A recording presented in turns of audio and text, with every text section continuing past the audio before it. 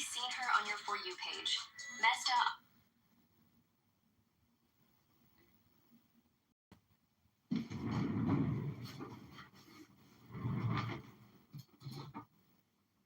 This is the goal of your lifetime. This is the great work. Uniting with your holy guardian angel, your magnificent, beautiful, mighty, heavenly self.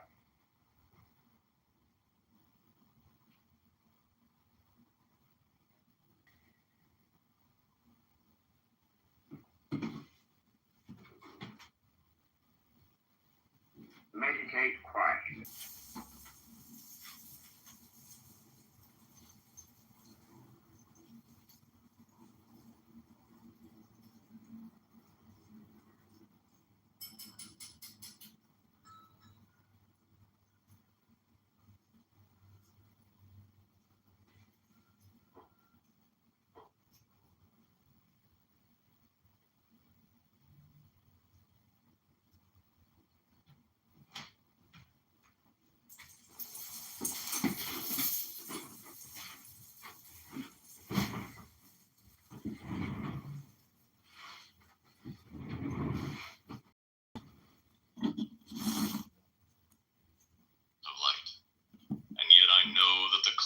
Will gather closer for the false clearing.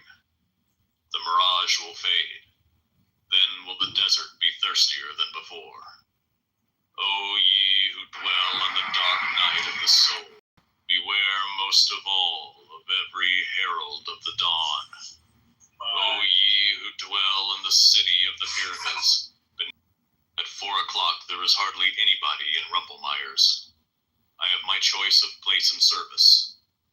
The babble of the apes will begin soon enough. Pioneers, O pioneers, sat not Elijah under the juniper tree and wept? Was not Muhammad forsaken in Mecca, and Jesus in Gethsemane? These prophets were sad at heart, but the chocolate at Rumpelmeyer's is great, and the mousse noir is like Nephthys for perfection. Also, there are little meringues with cream and chestnut pulp. Very velvety seductions. Sail I not towards Layla within 10 days? Be not sad at heart, O prophet. The babble of the apes will presently begin. Nay, rejoice exceedingly, for after all the babble of the apes, the silence of the night. Chapter 69. The way to succeed, and the way to suck eggs. This is the holy hexagram. Plunge from the height, O God, and interlock with man. Plunge from the height. Mind.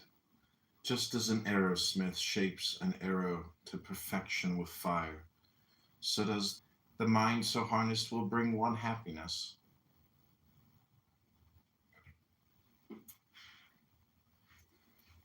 Man should pay attention to his mind, which is very difficult to perceive. It is extremely subtle, wanders wherever it pleases. Alone, bodiless, will be freed from the tyranny of the tempter. A man of fickle mind will never attain wisdom to its fullest, since he is ignorant of the Dhamma and has wavering faith. The heart of the fully conscious man is fearless. He has freed his mind of lust and anger. He has transcended both good and evil. Observe this body, as fragile as an earthen vase. Build a mind as solid as a fortified city. Then confront Mara with the weapon of insight, and proceeding without attachment, guard what you have already conquered.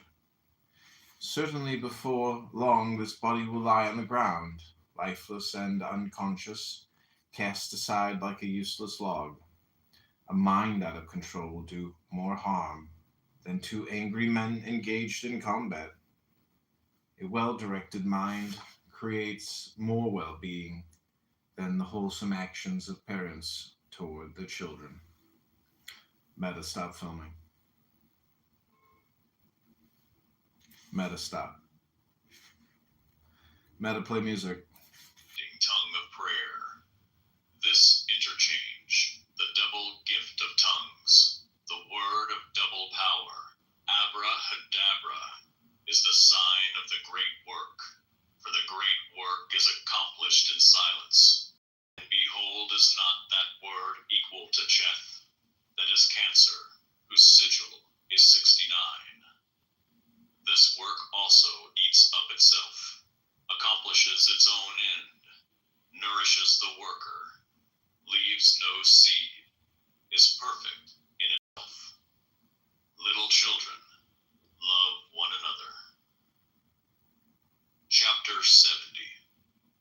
Broom toads, take your pleasure, for the play of the universe is the pleasure of Frater Perdurabo. Play of the universe is the pleasure of Frater Perdurabo. Like pranayama. No purgative, like pranayama. For mind, for body, for mind and body alike, pranayama.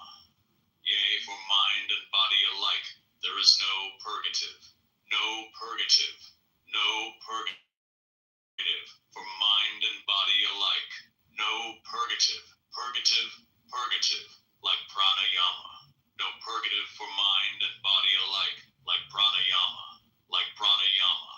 Like prana, prana, prana, prana, pranayama, pranayama. Amen. Chapter 72. Hashed pheasant.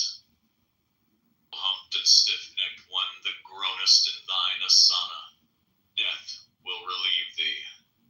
Bite not, death will relieve thee. Bite not, Zalator dear, but bide. 10 days didst thou go with water in thy belly. Thou shalt go 20 more with a fashion. Triple is the cord of silver, is but the coffin worm. Chapter 74. Carey Street. When nothing became conscious, it made a bad bargain. This consciousness acquired individuality. A worse part. There still were one sore spot, the abyss that stretches between that and the meaning. I would show you how, but for the moment, I prefer to think of Layla. Chapter 66. Phaeton. No, yes, perhaps. Oh, I. Why? No. Hail, all ye spavine, gelded, hamstrung horses. Ye shall surpass the planets in their courses. How? Not by speed, nor strength, nor power to stay, but by the silence that succeeds the neigh. And ego also. Layla. Chapter 78-9. The Ball Bullier. Some men look into their minds, into their memories, and find naught but pain and shame. These then proclaim the good law unto mankind. These preach renunciation, virtue, cowardice in every form. These whine eternally, smug, toothless, hairless coot, debauch emasculated Buddha, come ye to me. I have a trick to make you see it, O ye foamers at the mouth. Nature is wasteful, but how well she can afford it. Nature is false, but I'm a bit of a liar myself. Nature is useless, but then how beautiful she is. Nature is cruel, but I too am a sadist. The game goes on. It may have been too rough for Buddha, but it's, if anything, too price of eternal warfare is existence. And melancholy as existence is, the price is well worth paying. Is there a government? Then I'm again it. To hell with the bloody English. Oh, Frater Perdurabo, how unworthy are these sentiments. Do you want a clip on the jaw? Chapter 81. Lewis Ling. I am not an anarchist in your sense of the word. Your brain is too dense I am not an anarchist in your sense of the word. Fancy a policeman let loose on society. While there exists the burgess, the hunting man, or any man with ideals less, I am against anarchy and for feudalism. Every emancipator has enslaved the free. Chapter 81. Borscht. Witch moon that turnest all the streams to blood, I take this hazel rod and stand and swear, an oath beneath this blasted oaken bear, that rears its agony above the flood, whose swollen mask mutters an atheist prayer. What oath may stand the shock of this offense? There is no eye, no joy, no permanence. Witch moon of blood, eternal ebb and flow, of baffled birth and death still lurks a change, and all the leopards in thy woods that range, and all the vampires in their bows that glow, brooding on bloodthirst, these are not so strange, and fierce as life's unfailing shower these die, yet time rebears them through eternity.